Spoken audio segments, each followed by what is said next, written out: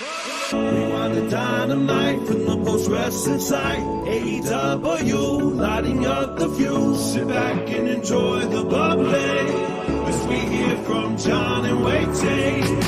Where we're going, we don't need roads. And if the buck stops here, this thing might blow. Everything you hear are opinions of the show. And if you don't like it, go to the forums and let them know.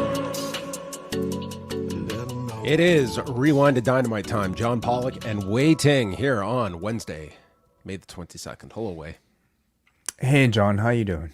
I'm doing good. I'm doing swell. Swell. Good. Yes. Enjoying the weather? It was very nice out today. It was like over 25 or something like that. It's gorgeous today. Yeah. Yeah, it was out. It was it was super hot out today. It was just out. It was feels very hot just for May. I'm kind of grateful that, we don't have this weather year round. It makes me like it more. It makes it feel more special. I agree. I never would want year-round warm weather. I know some people that they think we're crazy because we have the winter and stuff, but I agree. It kind of makes life is about everything in moderation. Variety. Yes. If you get that cold, you could always have a flamethrower at your disposal to keep you warm in those, December, January, Got one February from months. Costco. Of course, yes. Yeah. We'll get to that. Flamethrowers, blood baths, all the staples of a go-home episode for a pay-per-view. Mm-hmm. Were you ready to spend money after this Dynamite? Well, I've already spent it, but... No. Well, did you Was I feel ready happy to about that spend it? purchase after tonight's episode? I mean, Dynamite or AEW pay-per-views have at this point really established, I think, a great track record. So whether or not this was a good go-home show, I think I probably would have purchased it anyway. Let's kind of go, retrace our steps and ask me the question at the end of the review. We'll make a decision at the end of said show. Sure. Well, Wai and I have both been busy over the last 24 hours. Wai was back with the wellness policy on Tuesday with the non-birthday boy, Jordan Goodman, and Neil Flanagan, the C-3PO of post-wrestling. I'm always impressed that you listen. Wai, I'm always hovering, okay? I'm always lingering and paying attention to what's what. I'm down to the final hour of the NWA podcast from Sunday. Amazing. Wow. Amazing. It is amazing for the fact that I always enjoy the... Well, before we start to wrap up and looking at how much time, this was the all-timer where Andrew, who was adamant about not going a certain amount of time, said, well, we're definitely not going crazy tonight because all we have left are the predictions for the two pay-per-views. And I'm looking down, and I'm not kidding. An hour and 57 minutes was left as they were stating, we're going to wrap up with this topic. But all of it gold, right? It was. Kendrick Lamar was a big hit with Nate. He loved that. All his releases, but that's from Sunday. And then the aforementioned wellness policy, open calls, always fun, discussing any and all topics, everything under the sun, and the callers, they never disappoint on the wellness policy. No, never ever. Nor do the graphics, by the way. Well, that is a group effort, as always. But thank you for listening, John. Yeah, we always have a good time. Nothing really sort of focused in particular, and those actually end up being our favorite shows typically. Well, today I was up with Brandon Thurston, and we did a pretty extensive show today, 90 minutes going over WWE's relationship with Saudi Arabia, which looks like they will be expanding the relationship over the next coming months, according to Mark Shapiro. And we had a guest on the show, Bradley Hope. He's the co-author of a book that came out a few years ago called Blood and Oil. A relaxing beach read if you do take the time out to read all about the rise of MBS in Saudi Arabia. So that is on. Plus, we talked about the Mark Shapiro speech that he had at the JP Morgan conference this past Monday and all the other news that's going on. Texas Attorney General Ken Paxton has become a regular character on these shows and everything else that is going on. This is where I just wait for you, Wai. If you want to weigh in on Ken Paxton, you can do it afterward. There's just like whole other like very interesting universe that I think you and Brandon have like started to develop of like this cast of characters that I don't think you'll find any other wrestling podcast.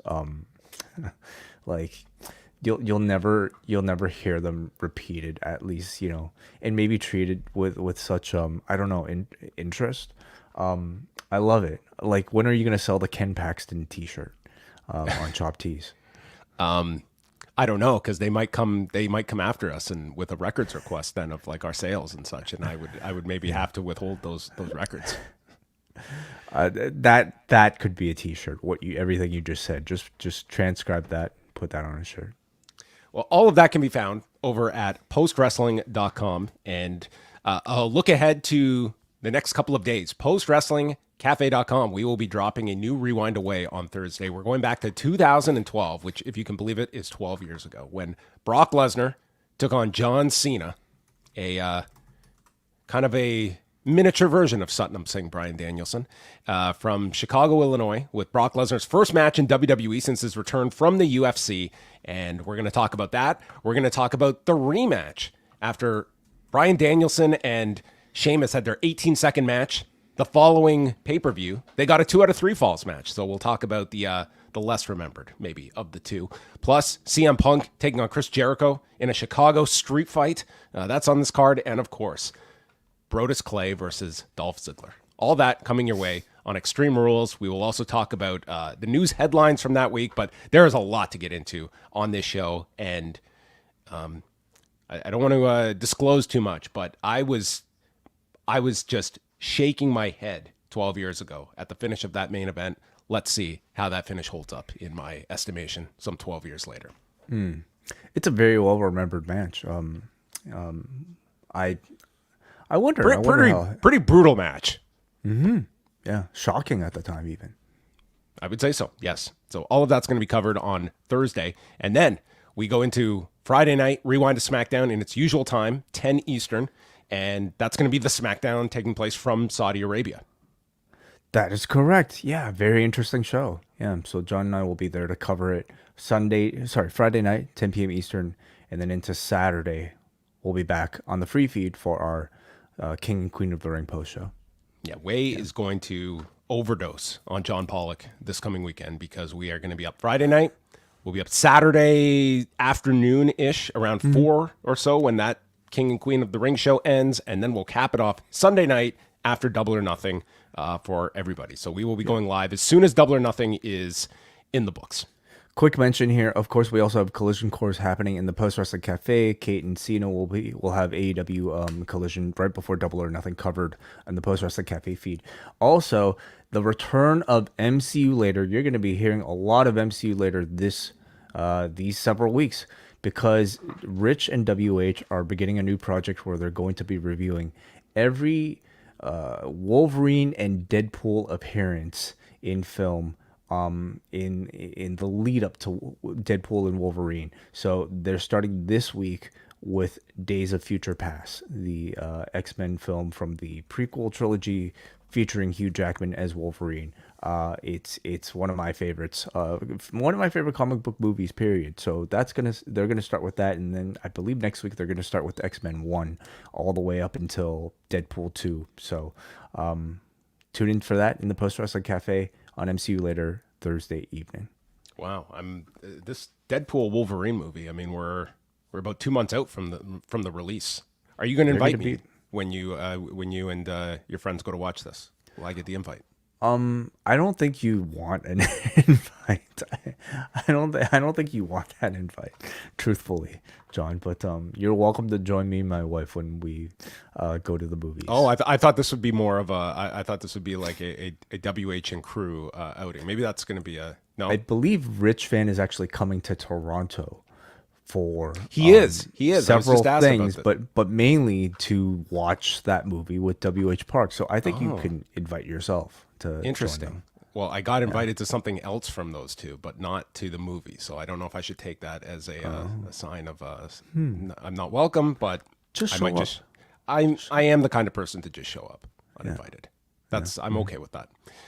Well, check all of that out at the Post Wrestling Cafe, your one-stop shop for everything Wolverine, Deadpool related in the lead up to this film that comes out July the 26th.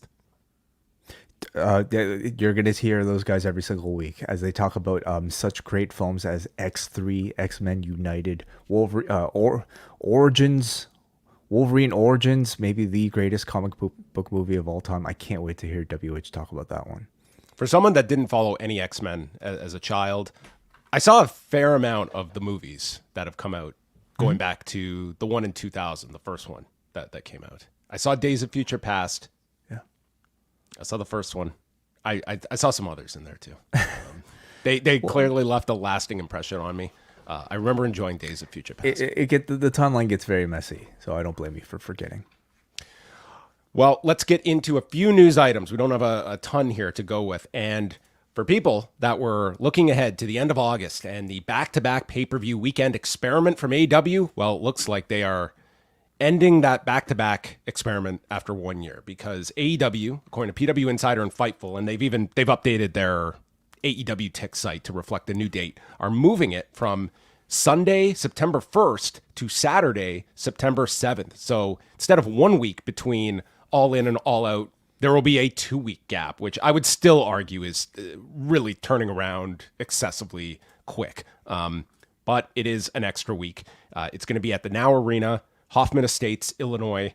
And I mean, last year, I remember All Out being an incredible show. It just came a week after All In. And as we recall, they didn't even have like the bundling option to be able to buy both shows. And I think that's maybe a limitation that they had with some of their providers, because you would think like that would be the goal of something like that, is give a discount and people are just going to buy both shows. And we'll see if that's the exact same this year, but it's a 2-week turnaround and we will see what the response is like this year. Yeah, after last year, I think we had all wondered if, now, like last year, I think maybe some of us were thinking, okay, like was Wembley always going to be a part of the schedule? Was it something, I don't know. What limitations did they possibly have? And this must have been some sort of like last resort, to have these two shows so close together. They're also benefiting. I just remembered the WWE Germany show is on the Saturday, August 31st, I believe. I believe it's that last weekend. So they're at least not running the same weekend as a WWE PLE as well. Sure. So that is one benefit to moving another week as well. Yeah. I mean, it's I'm somebody who's going to be purchasing all of these anyway. And I'm going to be using my VPN to purchase them, so it doesn't make a big difference to me. But for your typical viewer who only has so much attention for professional wrestling, is 2 weeks going to be enough of a buffer for them? And in terms of build and just like building hype for the second show coming off of All In, will they have enough time this year compared to last? Hopefully the 1 week gap at the very least will space it out and hopefully make that a bit easier. Yeah, I would have a very different thought on this if we were talking about them being on a streamer. But it is, they're still requiring you to buy these shows on their own. And I think that makes it's really tough to sell 2 pay-per-views to people in such a quick amount of time. Although it wasn't like it was a bomb last year when they tried this. Like they did an incredible number for All In, and they did a satisfactory number for All Out, and that was with the week in between. And of course that week was all eyes on CM Punk and the fallout from All In as well, which maybe they'll celebrate the anniversary of this year.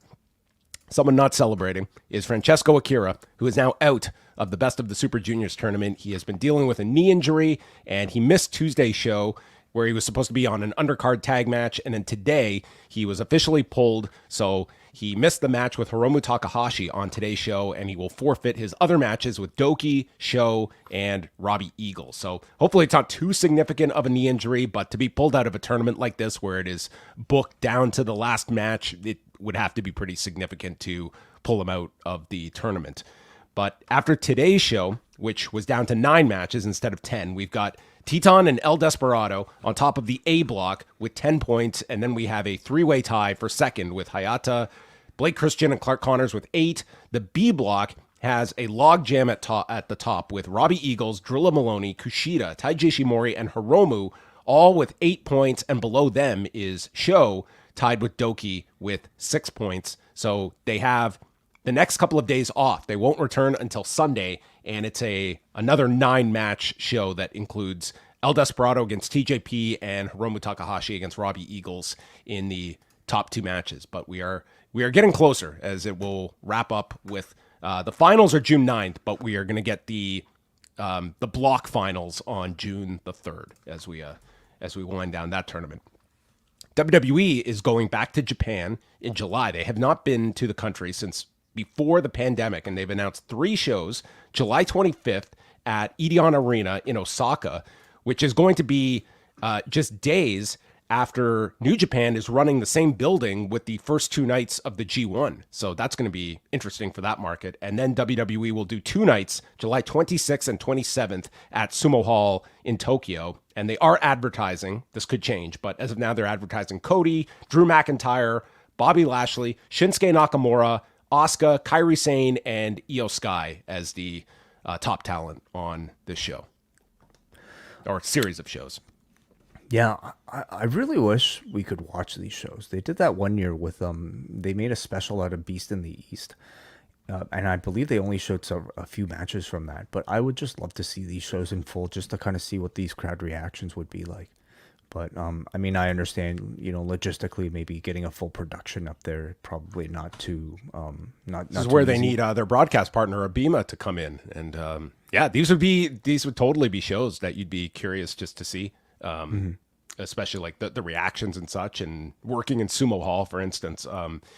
Anyway, they are probably going to do very well being in the country, but this is right smack in the middle of G1 season as well. Raw on Monday did 1,733,000 viewers and a .56 in the demo, so they were second for the night behind the NHL with Game 7 of the Canucks and Oilers. And Raw was up 9% in viewers, their highest numbers since April 15th. And this was going against not just the Canucks and Oilers game, but also the WNBA game with Caitlin Clark playing. In Canada, these were interesting numbers. They were up 11% in viewers this week, and they were up 35% in the 25 to 54 demo. And this was against the Canucks and Oilers. This game did 1,656,000 in the US. In Canada, it did 3,249,600 viewers, which is nuts for a hockey game in Canada, especially not involving the Toronto Maple Leafs. But it tells you 2 Canadian teams in the 7th game, what it meant. And the fact is, Raw was up this week. So I thought that was very impressive with how well they did in Canada. They were 6th among sports programs for the night. And then NXT doing 654,000 viewers on Tuesday night, which was up 15%, but the demo dropping 7% to a .17.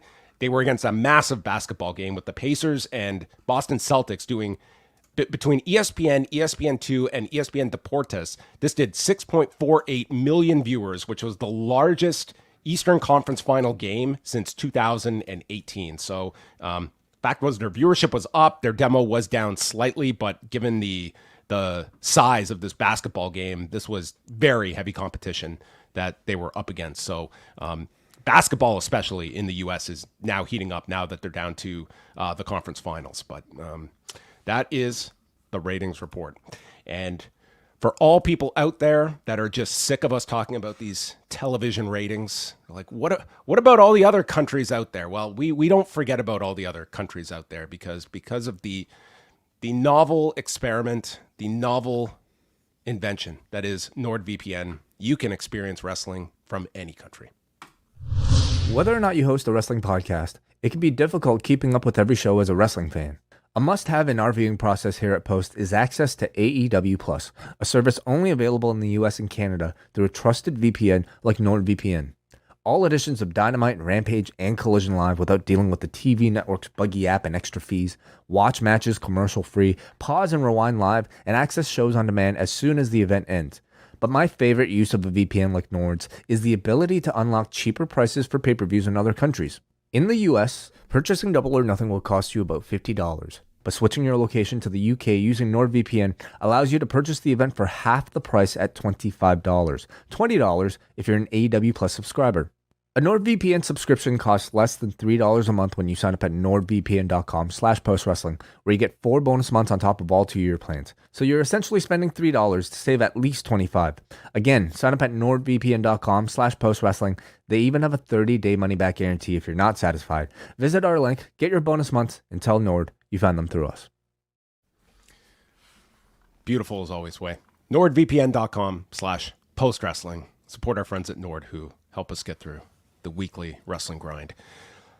Tonight, Dynamite going to Bakersfield, California, the Mechanics Bank Arena in front of what WrestleTix reported 2,303. This is their first time running this building. That was not a great figure. Not to say this audience was low key. I mean, they definitely got up for several of the matches, but man, for first time in Bakersfield and 2,300 people, I thought that was a very disappointing number. Yeah.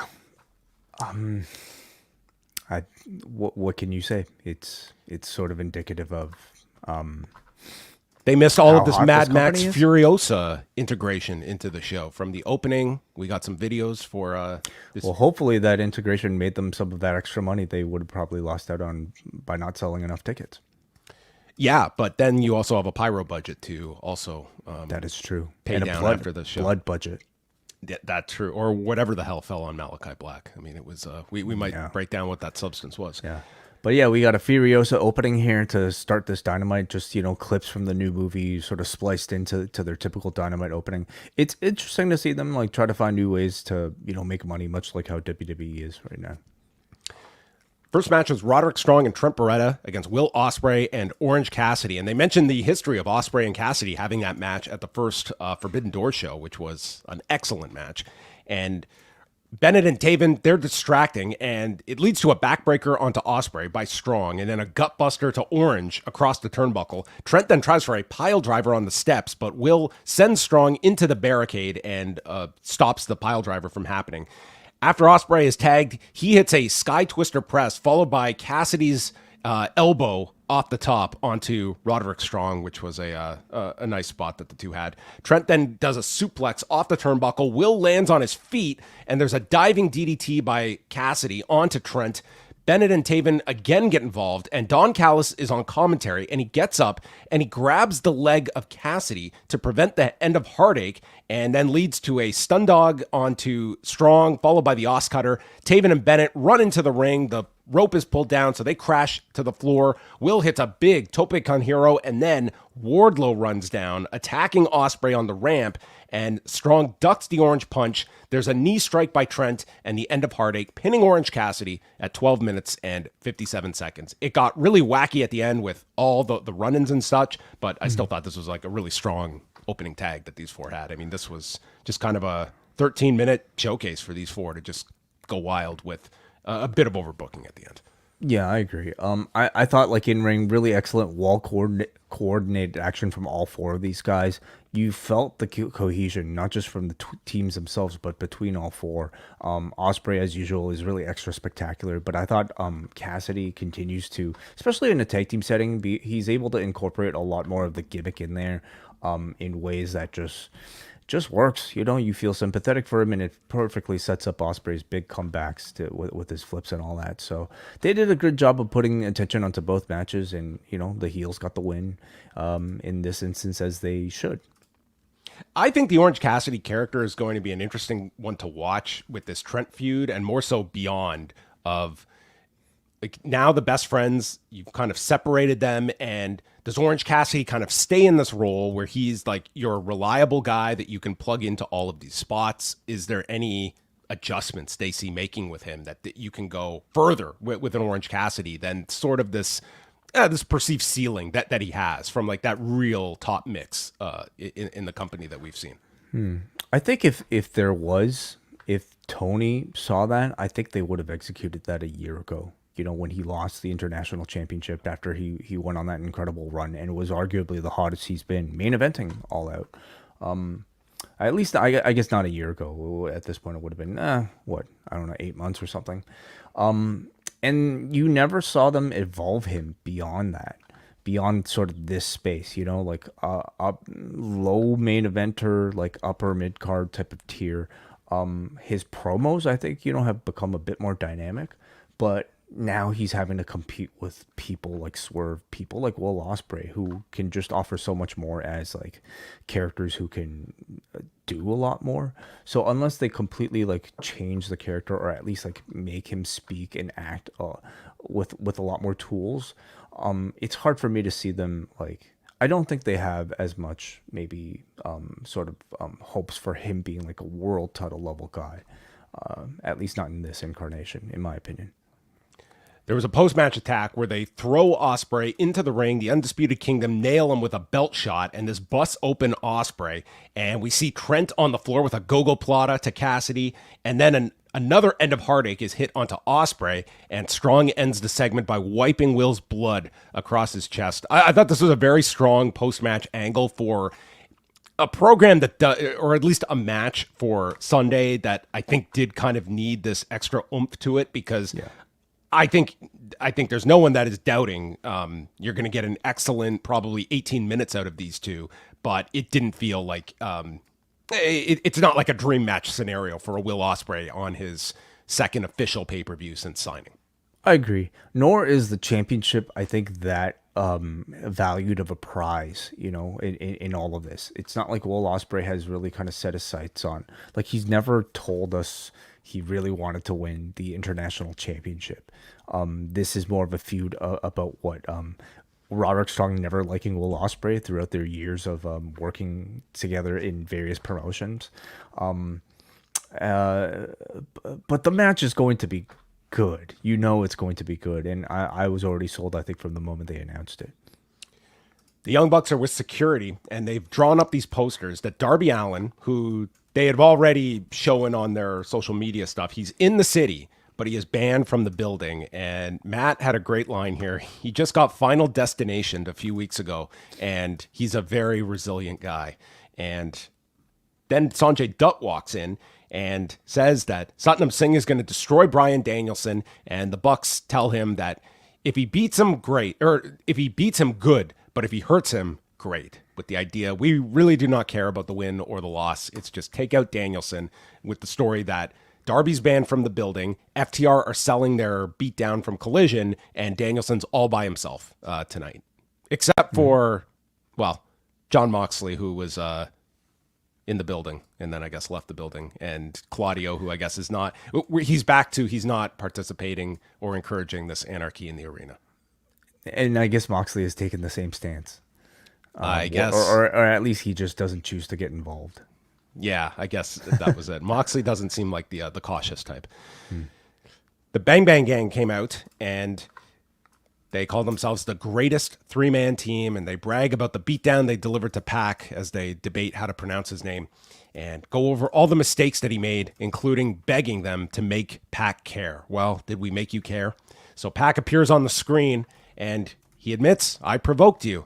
But 3-on-1 isn't fair. So the lights go out, and Pac appears in the arena with Penta and Phoenix, Death Triangle, reuniting, and they want a title shot at Double or Nothing. Later, we would get the response from the Bang Bang Gang that it's a non-title match for the pay-per-view, but this might change on Collision. So you're led to believe this will be a title match, but not until Saturday.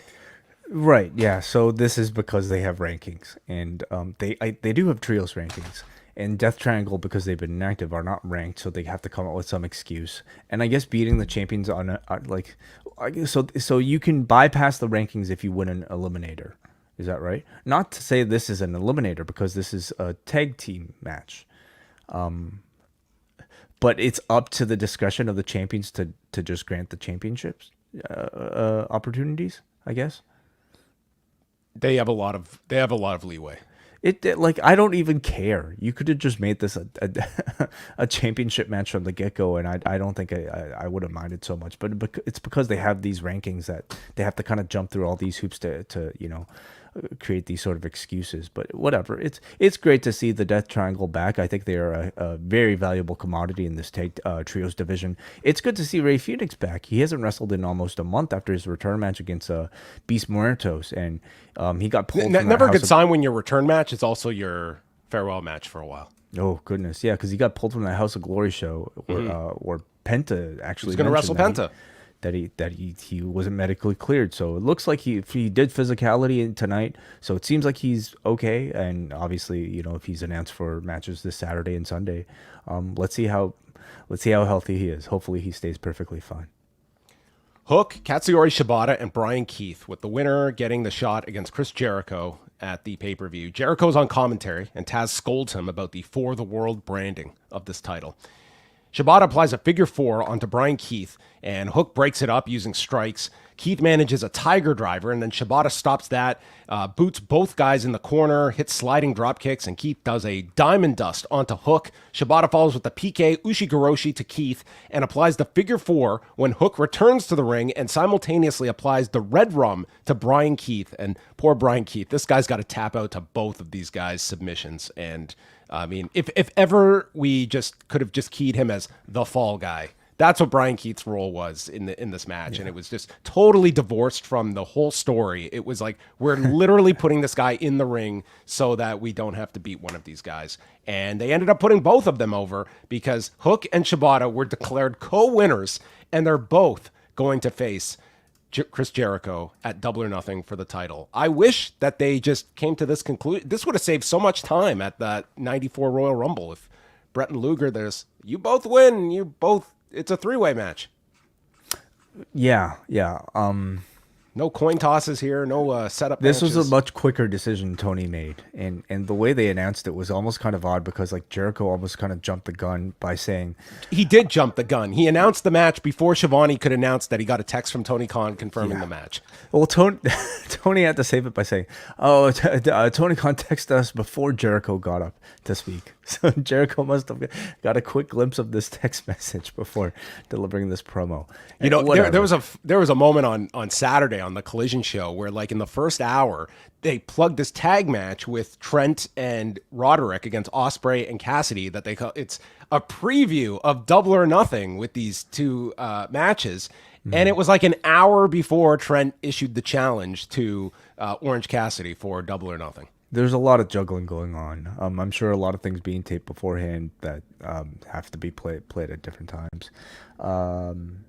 It's going to be an interesting match, I think. You know, I always find it maybe a bit awkward when you have two baby faces going up against one heel. Obviously, Big Bill probably going to be a big factor in maybe balancing that.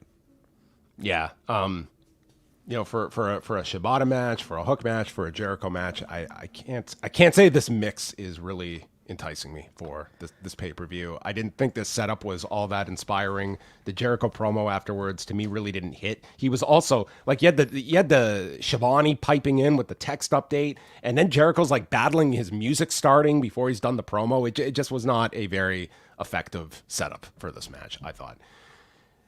Then they aired a video on the history of Willow Nightingale and Mercedes Moné going back to their match last year. You see Moné being carried to the back and then arriving at Big Business. And I don't even know if this was intentional, but I thought it was like such a interesting part of the dynamic here that we go from like this grainy, like camcorder shot of Willow Nightingale at Shimmer, boom, and we cut to a red carpet for the Mandalorian with Mercedes Moné, and I just thought it was like a nice contrast here between the two. And yeah, just going through all the angles that they've done, which feel like a dozen since she's arrived in March, ending with the powerbomb through the table last week. Mm-hmm. I didn't mind that we didn't get to see Mercedes or Willow on this particular show. I thought they did everything they needed to last week with the powerbomb through the table. Probably more effective to show a video package like this. It's something we say all the time. You know, they do these video packages for their countdown shows, and they don't show them for the biggest audience possible. This was a case where I think I was happy to see an extended video played on Dynamite. Then there was a video on Takeshita that was voiced by Don Callis going over his wins against Kenny Omega, Darby, and Jericho with comments from Jon Moxley. And that takes us to Takeshita against Matt Sydal. The connection here, Matt Sydal teamed with the BCC back in Mexico 2 months ago. He's their leader. Yeah. Where was Matt Sydal for poor Bryan Danielson later? I guess he was selling the impact of this. Out, yeah.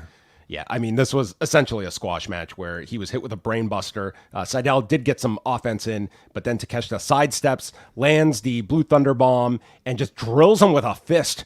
And that was it. He beat him with like the Iron Fist and pinned him.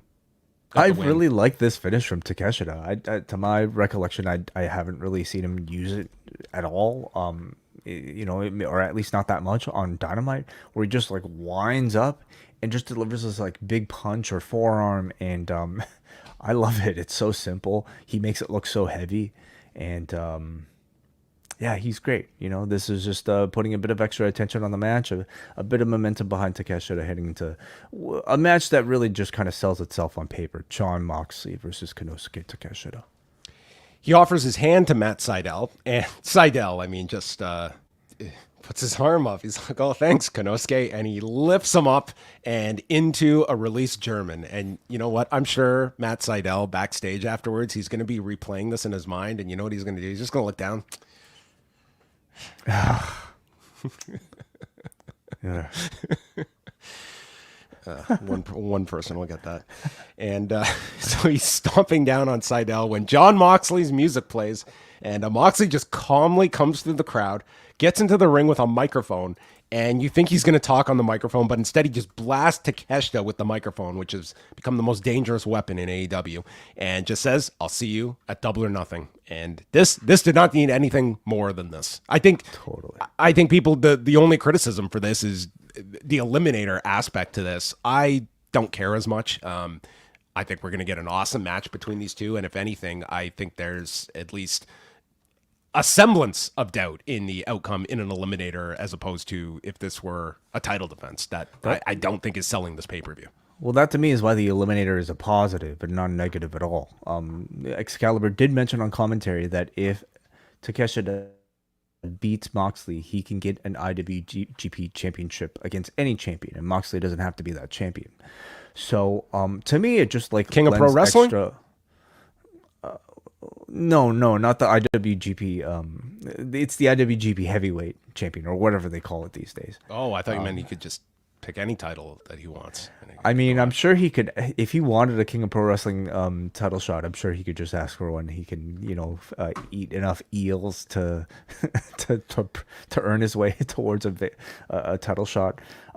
But it to me does lend some believability in his possibly winning, so that he might go on to face Evil in some sort of co-branded, DDT, whatever. What do they call it? All Together United. What's the thing? What's the acronym? The All Together show. That's they're doing the second one in mid-June. Sure. Like, I think it's at least a possibility that's in play, and the eliminator sort of I guess titling of this match allows that. Next up was the Young Bucks. They state they know Darby's here. They repeat that he's banned from the building, and they run into Swerve, who just tells them to hit his music. And Swerve was sitting in their chair. So Swerve Strickland against Nick Wayne, non-title match, and Nick Wayne has told the Patriarchy to stay in the back, and they did throughout the duration of the match.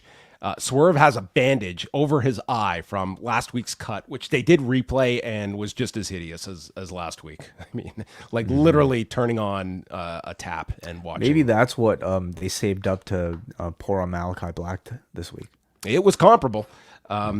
So Wayne gets whipped with a belt on the floor, and this crowd is just chanting one more time. Wayne then runs the eye into the buckle, and this is where Swerve starts checking on the cut, and he ends up getting kind of rocked and his vision is impaired here as he's just flying all over the place.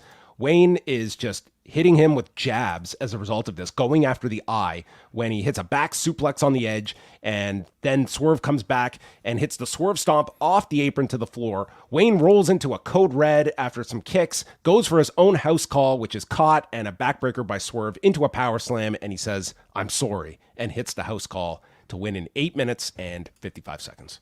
It was almost like one of those sort of like mocking "I'm sorries," I guess, for invading your home and attacking you with memories of your father's photo. Yeah. I like the match. This was not the type of 50-50 match that I think these two probably have had or will have in the future, where you got to see both of them at their best. This was more of like a go-home show storyline type of match where that was right for the occasion. It was there to make Swerve look strong. And I think I sent some effort in Swerve trying to answer criticisms of his losing his edge since turning babyface. I thought you got the last week, it's been very evident he has shifted that. It's very, very noticeable.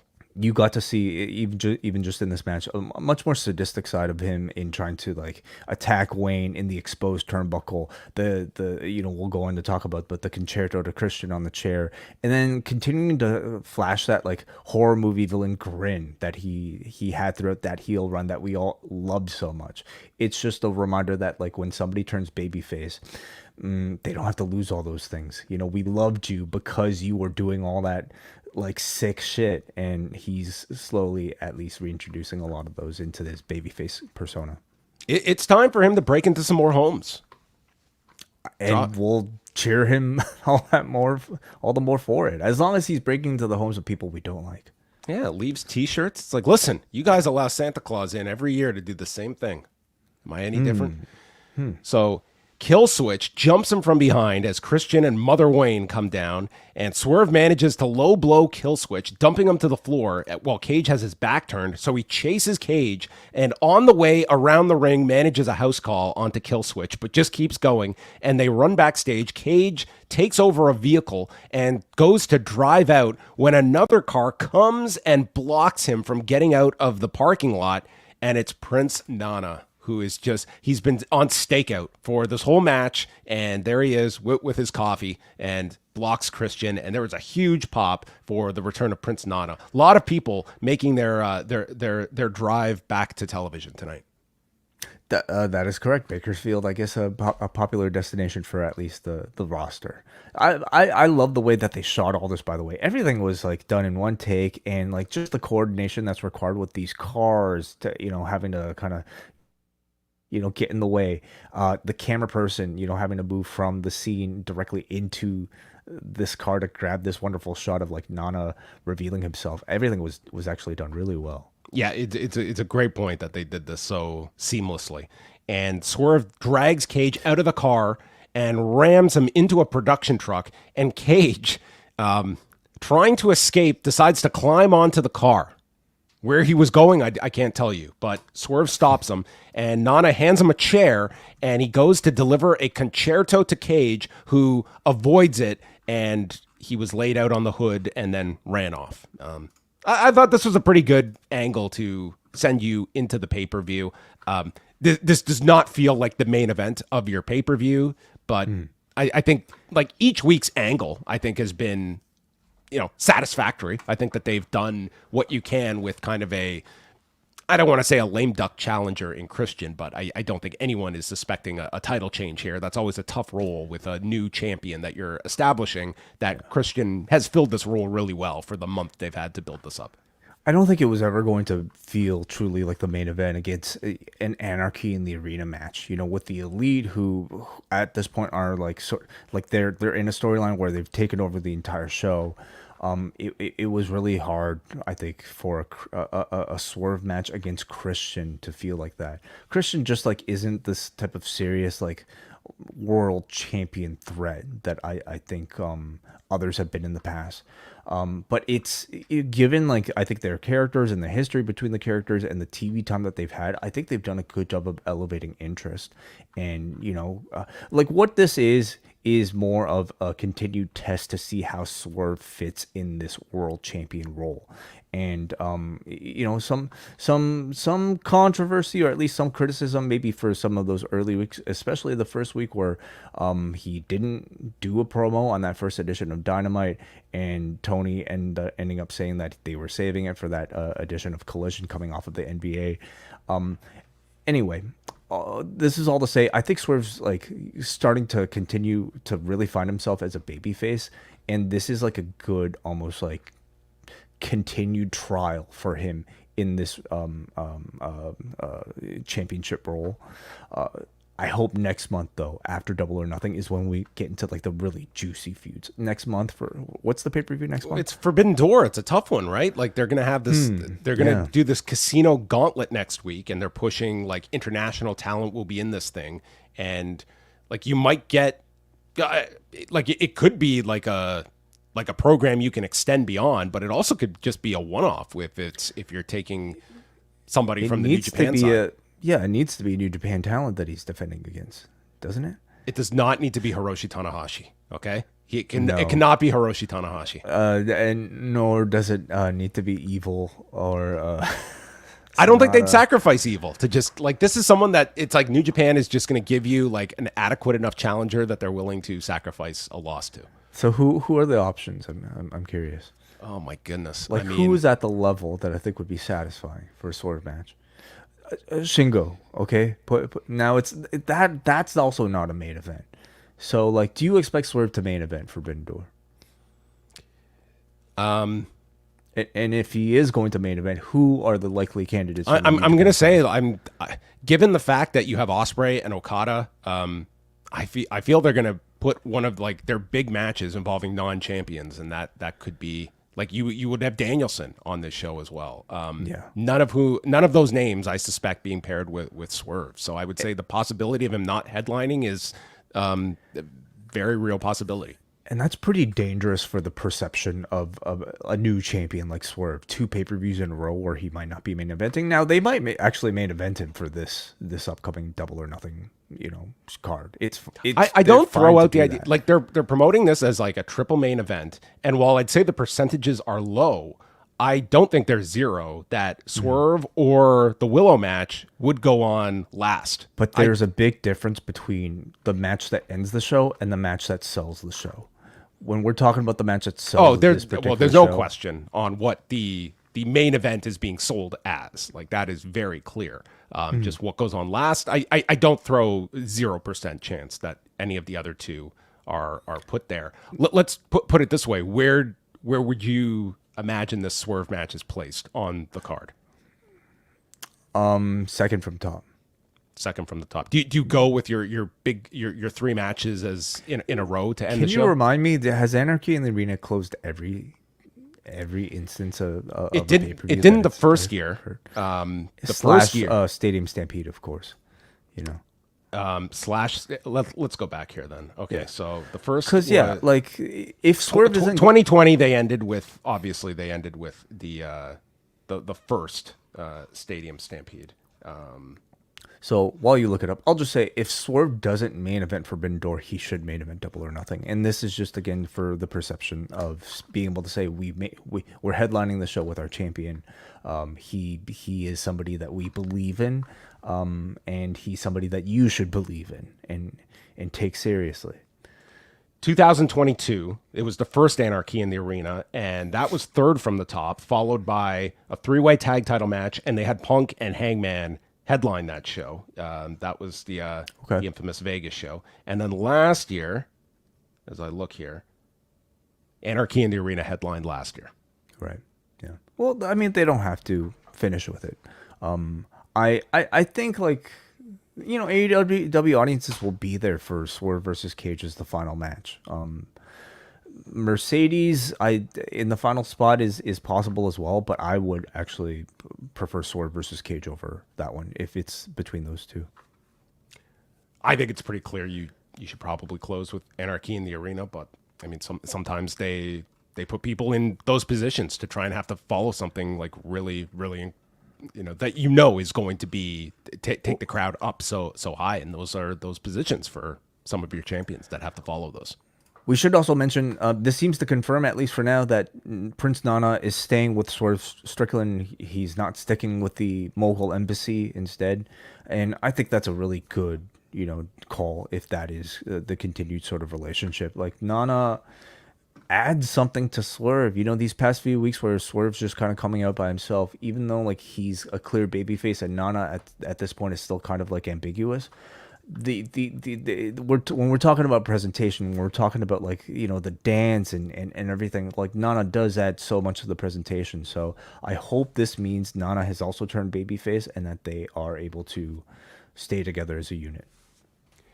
Then we got our latest update on Rampage on Friday. So originally they stated 6:30 Eastern. It's now on at 6 p.m. Eastern time on Friday, followed by the Countdown special at 7 p.m. Eastern time. And now Collision, instead of being on TNT, it's on TBS on Saturday night at 8. Jeez, wow. Like, can you put any stock into any of these ratings, when it gets ping-ponged like that? No, I would not. No, I was impressed that Collision and Rampage did very well this past Saturday for that 3-hour block. They were taped shows, and the prior week they had been on TBS, and then this week they were back on TNT. So you had that switch as well. They did very well. But yeah, like a Rampage at 6, I'm not looking at that number with any kind of significance at all. Malakai Black against Kyle O'Reilly.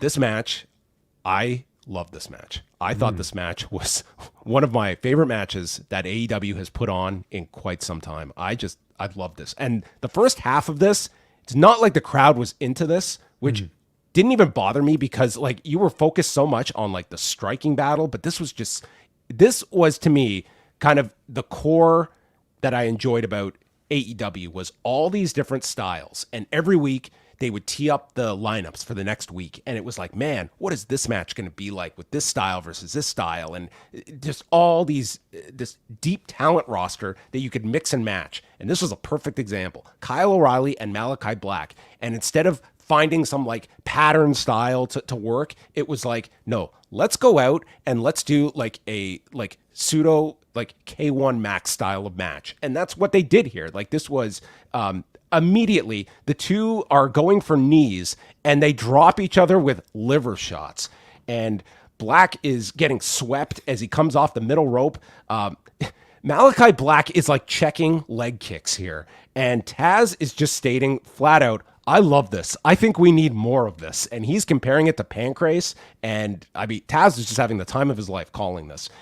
Excalibur's getting into it too. He's mentioning like Peter Arts and Ernesto Host.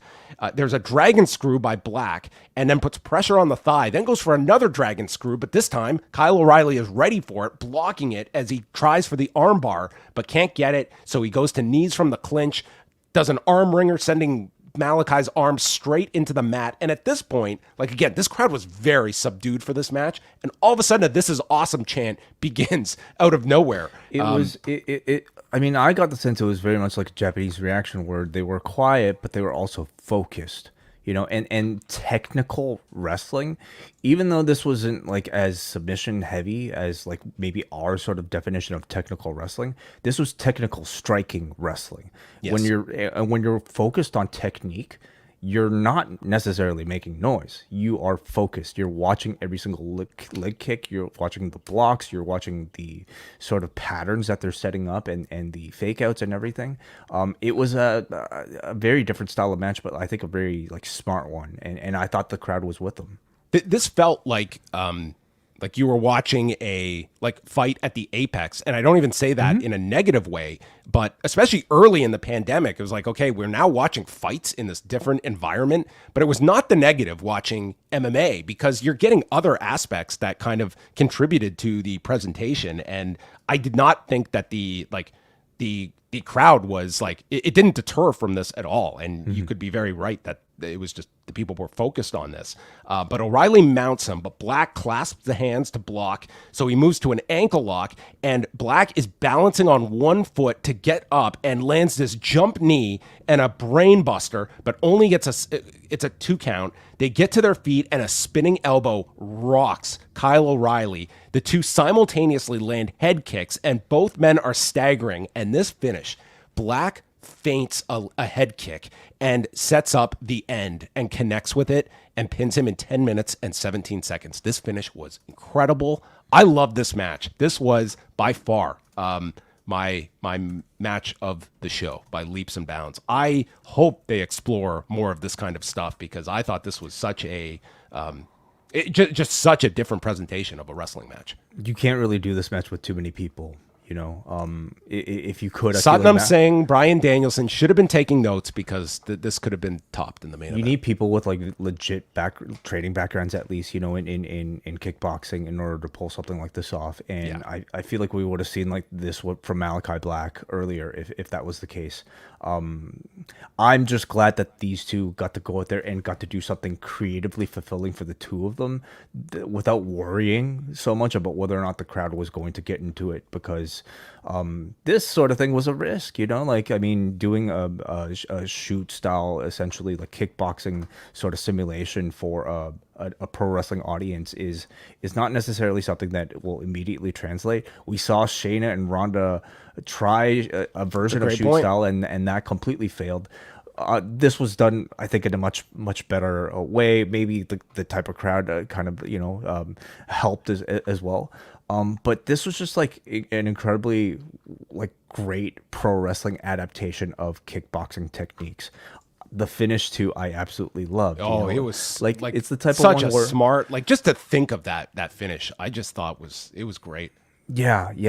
Again, risky and requires so much wonderful timing to make look real. Like you and I anybody can probably write, okay, let's try to I'm gonna go for this kick. You're gonna mimic my pattern, and then I'm going to feint. You're going to think I'm gonna kick you, and then I'm gonna go for the head. It's exactly like how so many MMA sequences or kickboxing sequences would go.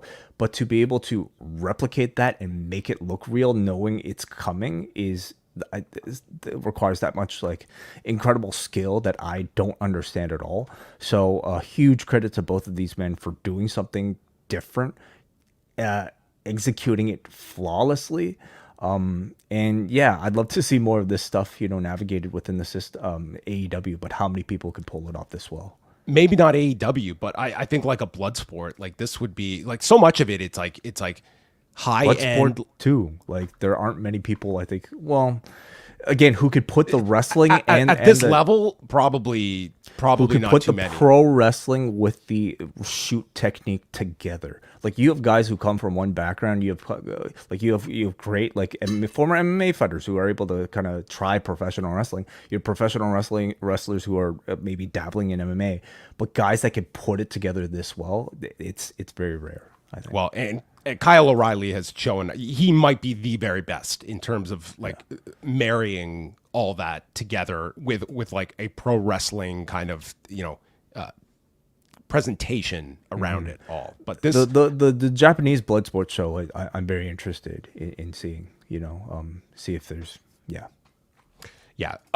just absolutely go out of your way to watch this match, even if you're not super into kickboxing. I think just to watch what they tried, and maybe this wasn't everyone's cup of tea, but it was definitely mine. And I just thought this was I was watching this and I was captivated from the beginning, and I just thought I felt like I was Taz during this match, and I think he just got it was a trip for him to be calling this.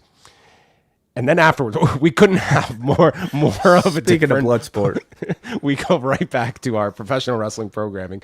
The lights flicker as Malakai is left in the ring, and he gets torpedoed with a bloodbath. And this thing comes down like it was shot out of a cannon from the rafters.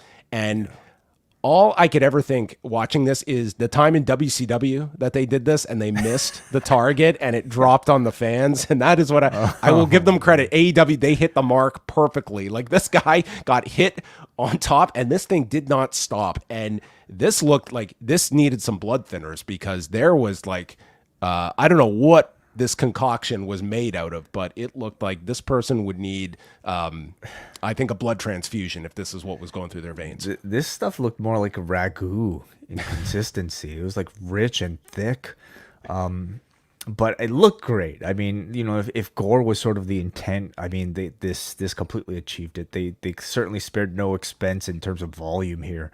So. And they had a miraculous turnaround, because the women's match was like only a few minutes after this. It's not like they had some extended backstage scene or they had the Danielson video, but I guess you're right. Like it is very impressive still. You know, great job cleanup crew. It's also worth noting, as I think about it, is that this Dynamite, yes, there was the Buck stuff backstage, but like there were no backstage interviews. We didn't see Renee or what was there? Arcady Aura. We didn't see, like, there was very little backstage stuff at all on this show. And granted, they had 7 matches and several in-ring segments to do, so there really was not the time for anything else. But Malakai is laid out via the bloodbath when Judgment Day Adam Copeland walks down a flight of stairs and looks into the camera. Be careful what you wish for. See you soon. And this was his full Judgment Day version that he was presenting here. Not a very fondly remembered. No. This brought me back to the era that I don't think is going to be the most remembered of Adam Copeland's WWE tenure. Yeah, but he bought those. I'm sure he bought a bunch of suits for that character. He did. He said he spent a ton on his wardrobe and stuff for the next several months of that. Okay. Angle. Yeah. So I guess it was either this or playing his 1997 self with like the big smile and the glasses. And this, I guess, maybe better choice these days. Is he finally going to get his Gangrel entrance on Sunday? I don't think they can get that Brood theme, but that was the pitch he was trying for, to try and get Gangrel for an entrance. I don't see why not. Like, what is Gangrel? This is the time to do it. If you're going to do it in AEW, this is the match to do it. But what would Gangrel do though in this particular feud? I think it was just for the entrance. That was it. Just like hang out, just like stand here, split some blood for me. Well, I don't know. I didn't know what was in his mind for the entrance. Maybe I'm sure Gangrel would be more than happy to walk down with the chalice and spit blood and then walk to the back. Okay, yeah, why not? Probably won't get a Christian cameo with the other two, but all right. Timeless Toni Storm and Mariah May against Saraya and Harley Knight, with Zach Knight, who looks like the missing member of the Brawling Brutes now, with his hat and walking stick. Does everybody there have like one of those hats? Like, is everybody there dressed like it's the 1920s? It's just a common look there. It's the look that has been established. It's the Chris Harrington fall line of AEW merch. Toni Storm comes out and she is wearing Serena Deeb's dojo flag that she commandeered over the weekend on Collision. And Excalibur does bring up Willow's win against Tam Nakano at the Flashing Champions card last weekend.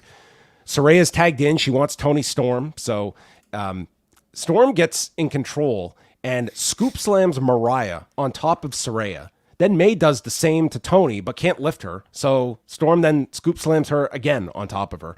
And then May gets thrown into the barricade, and Storm does a drop toe hold, sending Saraya into May in the corner, follows with a sky high. And then we get simultaneous sunset bombs by Cameron and Saraya on opposite corners. Both Storm and May kick out from that, and it ends with May and Storm grabbing the opponents and making out with them, and leaving Saraya and Cameron stunned as they take the Storm Zero, the Mayday, and Cameron is sent into a Storm Zero as Storm pins Cameron. Mm-hmm. I thought it was like a decent, entertaining match here. You know, the crowd was very engaged throughout with Storm's antics. And this was also a rare Saraya match that we got to see, period, not just, on TV.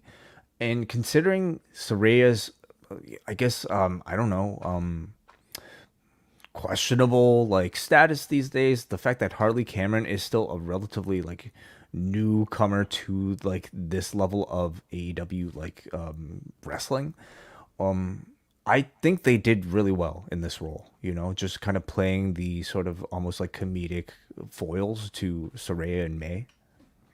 Yeah, I think that it was a fine match, and the crowd, they really got into this at a certain point, like during the midway point of this.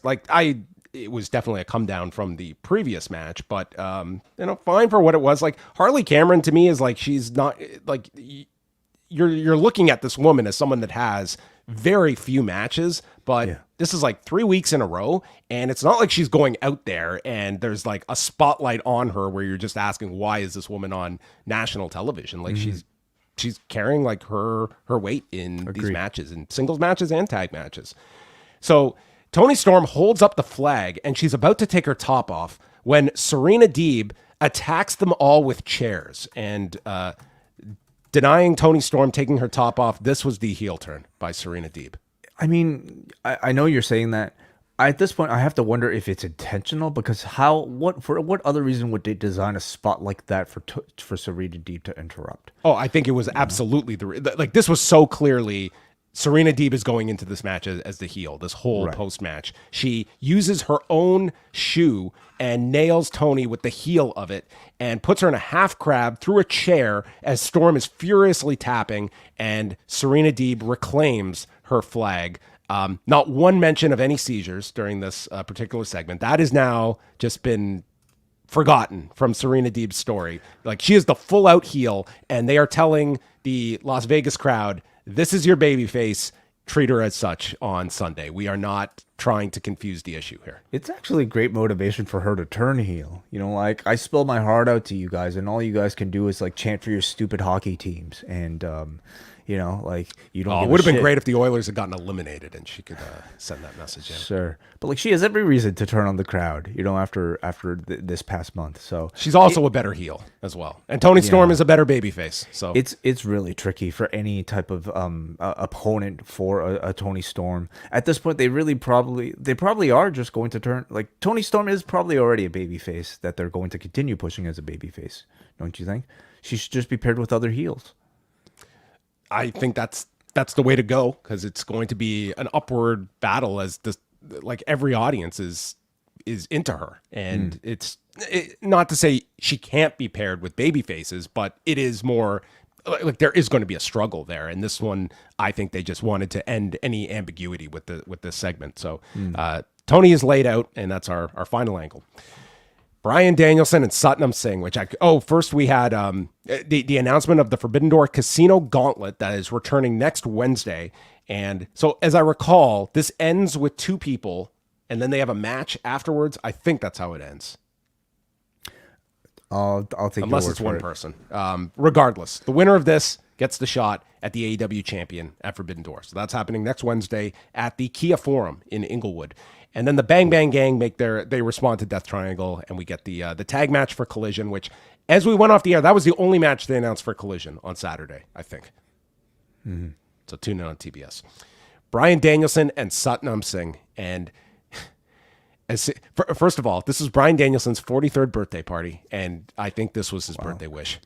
And when I saw these two go nose to pelvis, I was all in. I was so looking forward to this match all day long, and I can't say it was the match that is going to change my life, but it was nonetheless. These are the kinds of matches I want. I just want to see what is Bryan Danielson going to do with this guy. 100%, yeah. And this crowd, pelvis is right. Look at, it was enormous, the disparity. Like, look at this. Like, you don't appreciate how big this guy is, because a lot of it are like these tight shots backstage where he's next to Jarrett and Lethal. It's like it's not so often that you just get to use this guy for this kind of a visual. Yeah. But Danielson gets run. Sorry. Brian in the chat, thank you as always, Brian, reminding us that the Casino Gauntlet is the one where they start with two people and they keep adding. The one that Ospreay won. Okay, so it's a battle royal, and there's one winner at the end of it. There's no match. It's not a battle royal. Is it pinfall? It starts with two people, and then they keep adding. Wait, this company has like 85 different battle royals. I cannot keep track of what all these different battle royals are. Yeah, it's not a battle royal. It starts with two people. It's like the Rumble where they start with two people. Okay, and that's they a keep battle adding royal. people. But you're not throwing people over the top rope. You're trying to get a pinfall. Oh, okay. The one they did recently with Ospreay. I understand. Correct, yeah. Okay, right. Okay. So then we have this was the best part of the match, or the worst, depending on who you were in relation to this match. Danielson is thrown into the steps, and Sanjay Dutt throws all the energy drinks off the desk, which in this era might make you a babyface by tossing all these energy drinks away. And while clearing the desk, this desk collapses. These unbreakable tables that we always talk about, this thing gave up with the the least amount of pressure possible, and this thing just collapsed. And I just wish I could have seen Sanjay Dutt's face as this table just completely collapsed. Well, look at Danielson's face. Like, you gotta see it there. It's like, Oh, Christ. fuck, what the hell? Satnam Now, Singh. I mean, to his credit, like Satnam Singh did not freeze here either, and I'm sure he was just being led by Danielson of like, hey, we're just moving on to the knees. I love moments like this because they give you a chance to see how these performers react improvisationally on live TV. And I mean, we know Danielson could probably handle a situation like this, but seeing Satnam in a situation like this, I think is a great test for Satnam, and I thought he handled it really well. Now remind me, John, like have they done spots on this AEW table before? Like, I know they toss people into them, like they things fall off, but have they done like a full on, like, I'm gonna, like, I don't know, power bomb you through this table on this announced table? I'm pretty sure they have. They have, because I just get I guess I forget, and I wonder if it was just how did this thing support 3 iPhones during this whole broadcast? I mean, for me, like, I'm just speculating, wondering if like they took some sort of safety out, and because they took it out, it became super fragile. Well, I don't know what the issue was here. I don't know either. It was a comical moment in this broadcast, but they just moved on. And sometimes, like, when you're in this situation, you almost have to program your brain to be like, if this were real, what would I do? If I was really putting a man through a table and if it was real, why would a table just have suddenly collapsed by you touching it? This is the mind you have to alter your brain towards in pro wrestling logic. So whatever. Danielson hits a series of knees off the apron and then a running drop kick to a seated Singh inside the chair, but then is caught with a choke slam onto the edge of the apron. Danielson, with Dutt distracting the ref, kicks Singh in the balls and hits a Busaiku knee, runs at him again and is caught by the throat, but he rakes the eyes of Singh, kicks him in the chest, kicks him in the head, but Singh won't get down. And then, channeling Konosuke Takeshita, we just get a big punch from Satnam Singh. Is this your new favorite maneuver in pro wrestling, the punch? I would have appreciated a bit of a bigger wind-up. But yeah, this was a nice punch, sure. Well, Danielson lands on the shoulders and drops this guy with hammer and anvil elbows, getting him to the ground, and then tries for the label lock, as Excalibur accurately notes it's actually easier to get on because of the size of this guy's legs and arms. And he applies the label lock, and you think he's about to tap when Lethal and Jarrett attack for the DQ, and thus ended this match. I'm not going to complain about a DQ finish. And was this spectacular? No, but it was, I still thought, like a really fun match to watch and just see Bryan Danielson have a like 6-7 minute match with a Satnam Singh. I found it to be a captivating match. Yeah, like it was an experiment. It's not a 5-star match, everybody. Like, but it's interesting to see. Again, what did we say at the beginning of the show? Variety,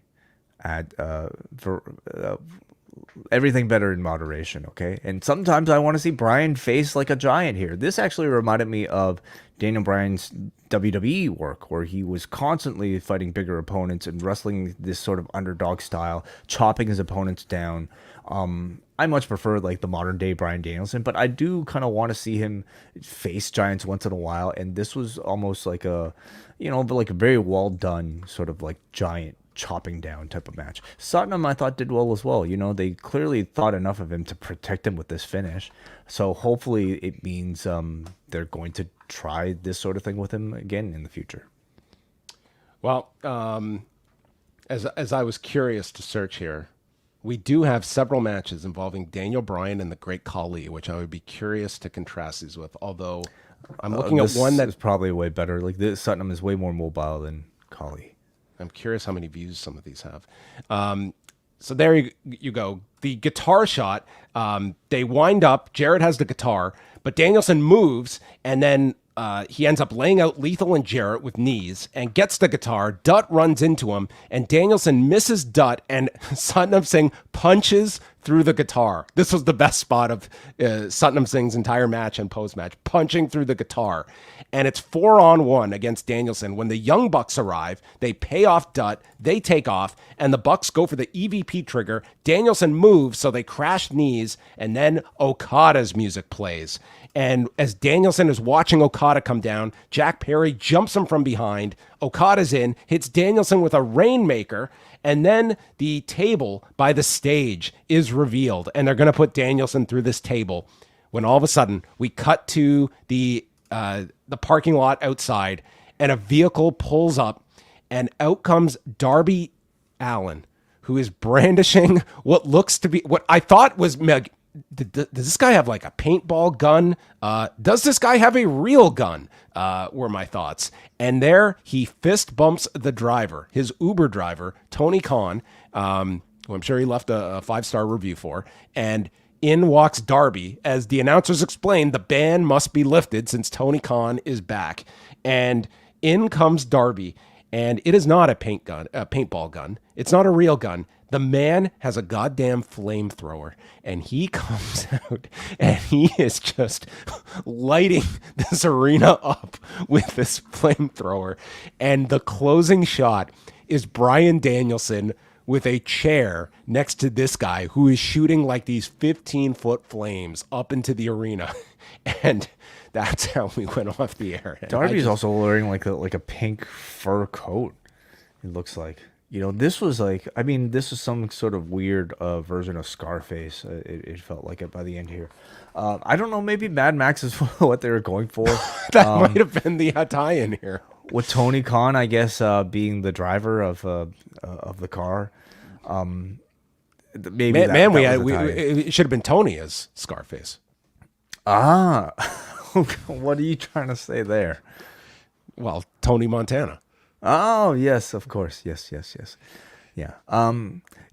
Quite the scene to end the show. I mean, not what I would have pictured at the start of Dynamite about how this episode would end, but it was the type of like, I don't know, like ultimately what did we really gain here? Like they told us a pretty predictable story of Darby getting banned and then coming back at the end to save his partner at Double or Nothing.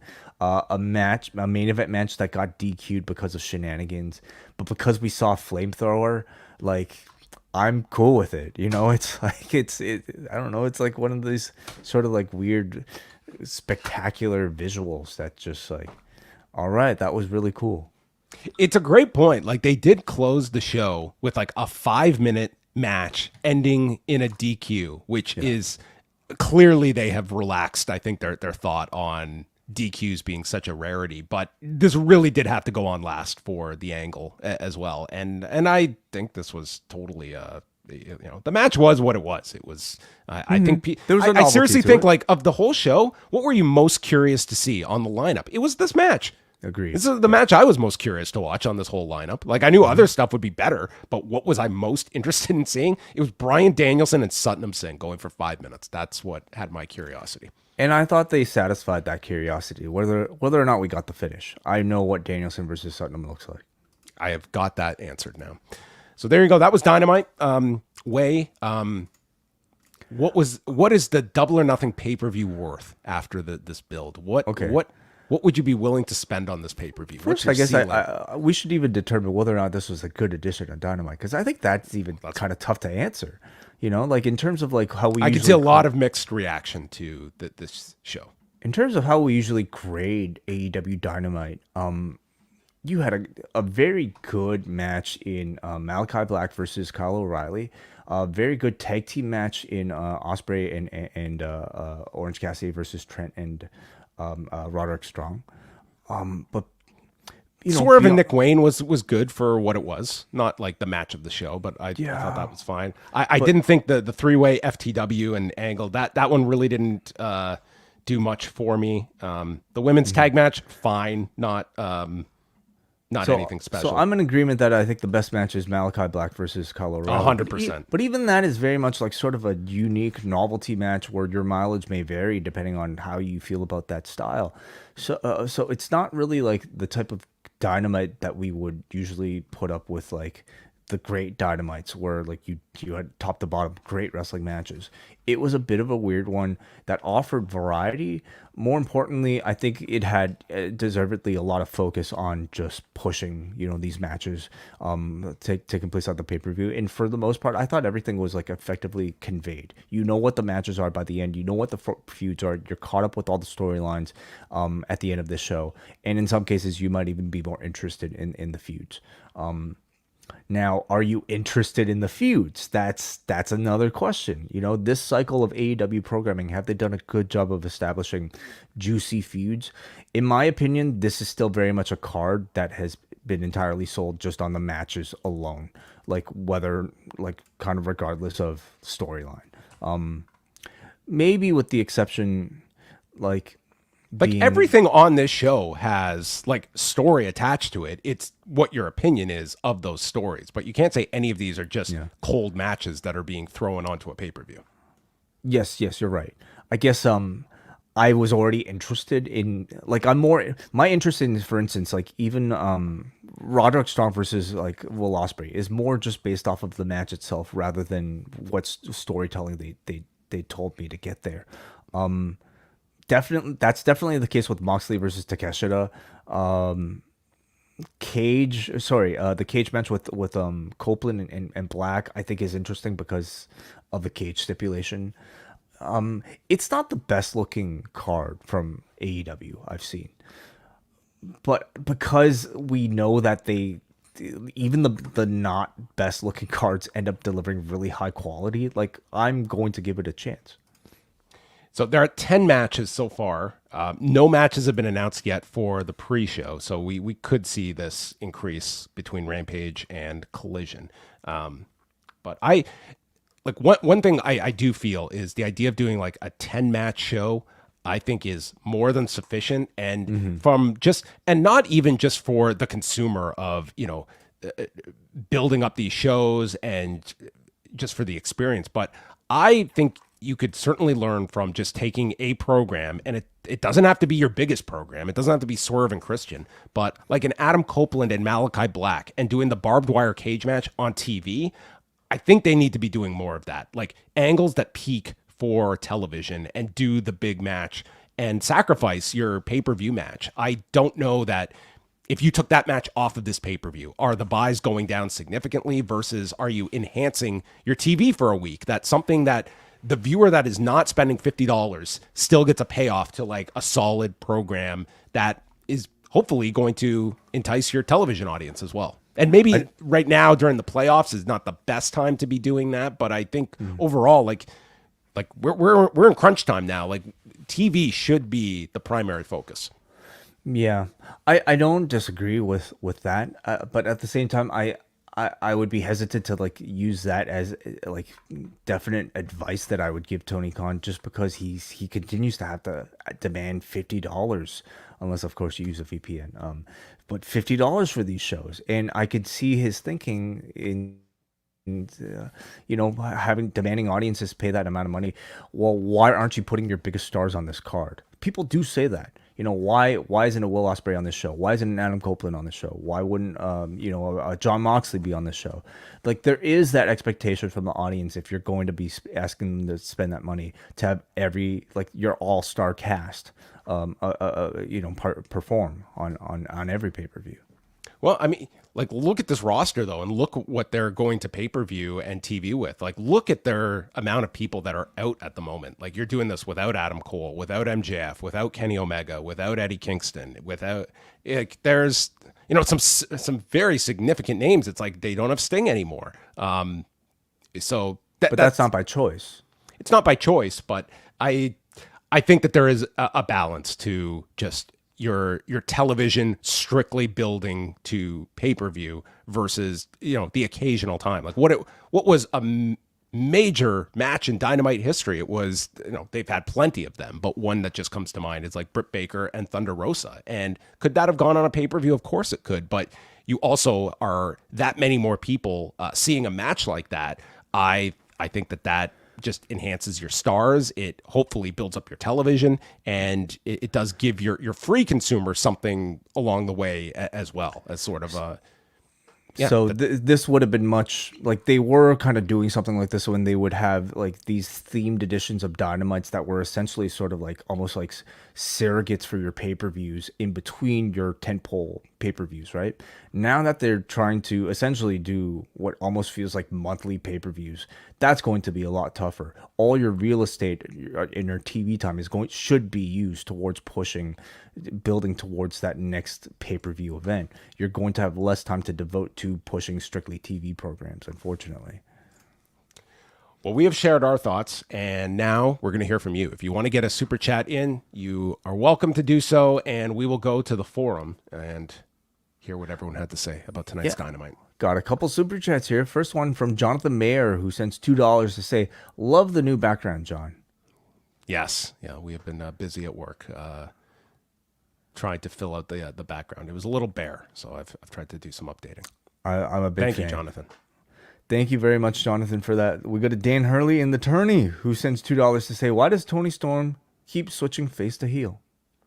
I don't know if it's so much she is turning it. I think a lot of it is dictated by the audience. And I think tonight was just an indication that, listen, the audience is pretty pro Toni Storm most weeks. And I think why fight this going into Sunday? Like, it just puts Serena Deeb in this position that's not ideal. Let's make it very clear going into Sunday what the dynamic is, as opposed to this kind of, you know, spending the first portion of a match where you don't know how the audience is. Like, what are you playing to? Are you playing the heel in this match? And we have a very clear deciphering of the two.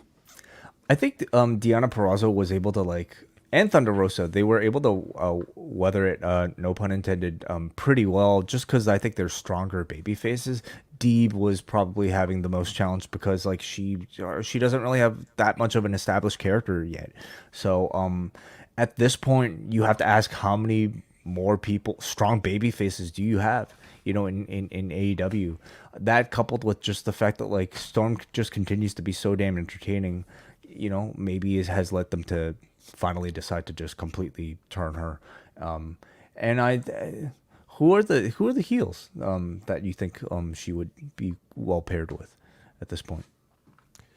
Well, you have this, again, Forbidden Door is the next show, and I see Toni Storm being involved heavily with the whatever Stardom contingent we have, and you kind of have this Mariah May thing on the back burner as well. Like, that's a potential turn that you could see Mariah being the heel coming out of that. And further after, I think we also clearly have seen Mercedes is now pretty solidly placed as in a heel role as well. I don't know if that's a match they're going to be racing to get to with Toni and Mercedes, but that's a big match down the road that I think you could have the right stage for. Yeah, Deonna Purrazzo is actually heel now too. So yes, I mean, there's that. She's now in the mob. That's right. Yep. I guess they could do a Taya match again. You know, who else is available? Nyla is always, I guess, somebody that they could go back to.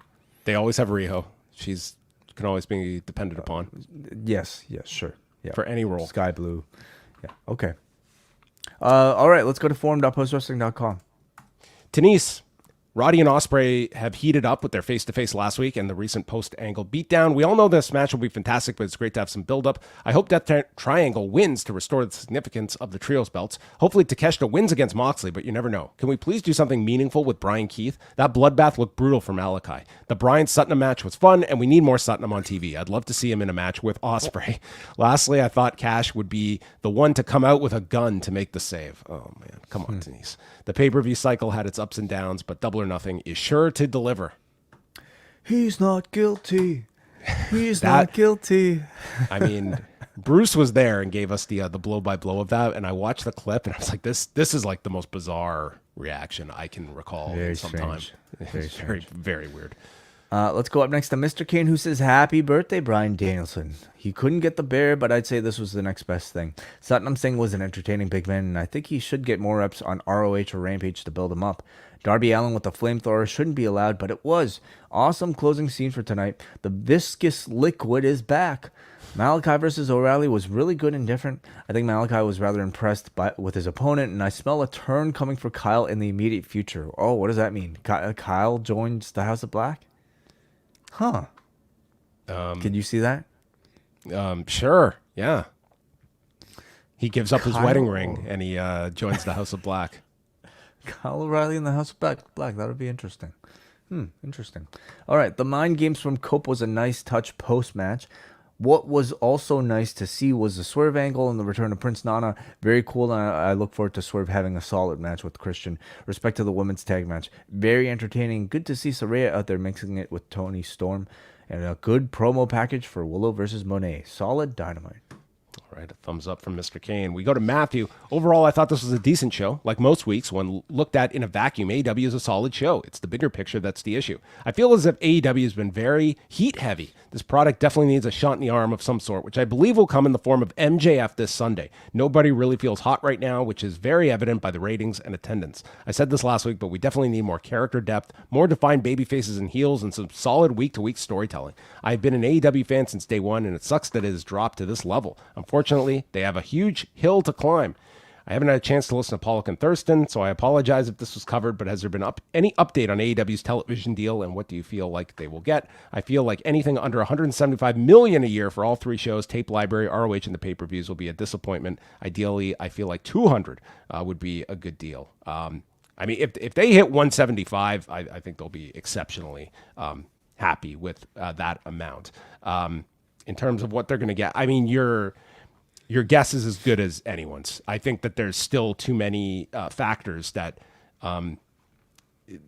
have to be sorted out. Number one, it's WBD's position when it comes to the NBA, which is looking more and more slim of a chance that they're going to have the NBA. But as well, like AEW, they're still in an exclusive negotiating window with WBD. So they don't even have the opportunity to take these to the market and see what the interest is. And I think from covering all of these like rights renewals, like you just don't know. There's the obvious players, but then there's the non-obvious ones, and you just don't know if there's going to be that offer that none of us are focused on that comes out of left field and could be a game changer for an AEW. It's but it's also not like a guarantee either that they're going to hit like some magic number that they're aiming for as well.